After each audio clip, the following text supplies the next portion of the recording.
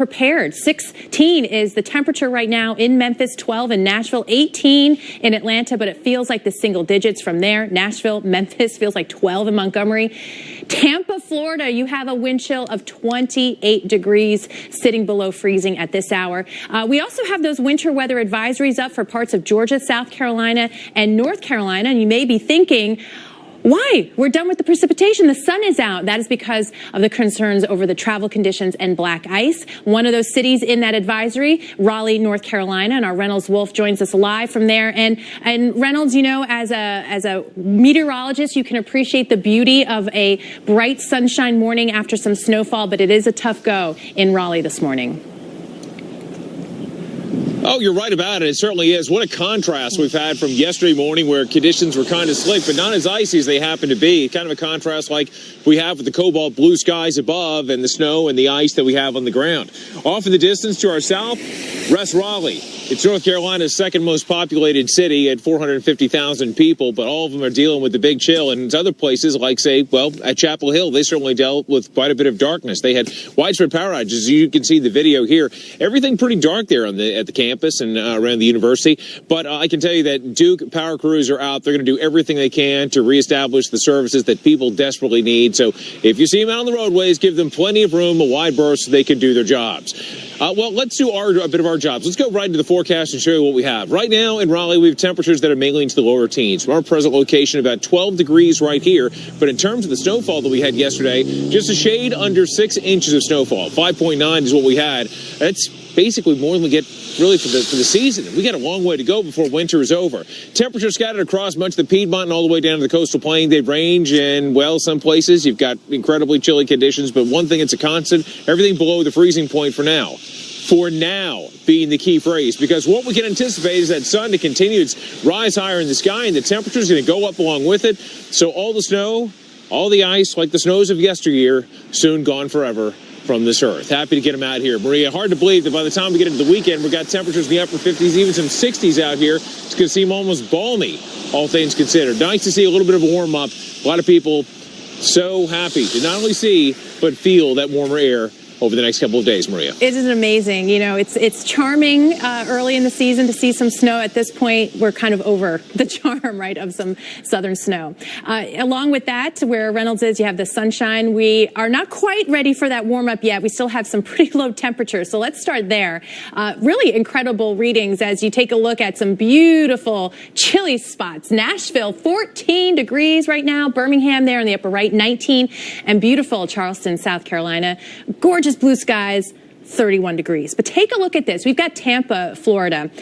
Low so far today, 29 degrees. The last time you had 32 degrees or lower, January of 2011. Melbourne, 30 degrees this morning so far. And Sarasota, 31 degrees. That is definitely a shock to the system. So we're ready to see that warm up, but we're in the thick of it at least again for today and one more morning in many spots. So right now we're at 30 in Jacksonville. We're up 2 degrees in Tampa, up to 33 right now. But that wind chill, look at you, 28 degrees, and I will give it to you, Miami. 40-degree wind chill temperature right now. So that cold air clear to the Gulf still.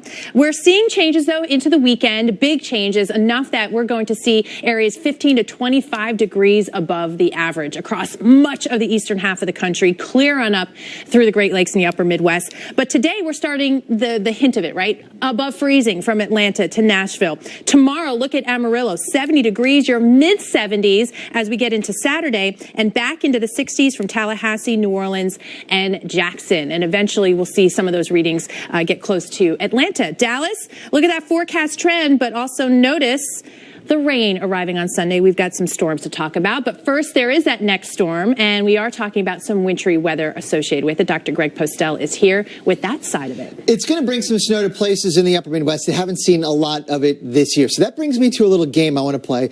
So you'd think, right? Maria, I want you to play along. I'm ready. Okay, so imagine two cities, one in the South and one in the, say, upper Midwest or Midwest, Charleston and Kansas City. So you'd think Charleston would have less snow on the season, right, than Kansas City, don't you think? This has been such a wacky season, though. I'm going to have to go with Kansas City. Less snow. Less snow. Ding, ding, ding, ding, ding. You got it right. Look at that. Kansas City has had less snow this season than Charleston, South Carolina. Well, with the next storm coming in the upper Midwest, which really hasn't seen a lot of snow this year, is going to see more of it. And here's one more city. I'll just do one more. What the heck? Because we're on here. Jackson or Omaha? How about that? Any given season, I would say Omaha, but wow. It's a tie. How about that? That's a shocker. Look at that. Jackson, Mississippi, about the same amount of snow as Omaha, Nebraska. That's going to change. Thanks in part to what we're seeing on the satellite pictures right now. Giant low pressure system here. That actually is going that way. Okay, so that's not the system that's coming in. But that system, right, is associated with a dip in the jet stream that is going to be moving into the lower 48 and is going to trigger new development of low pressure east of the Rockies over the weekend.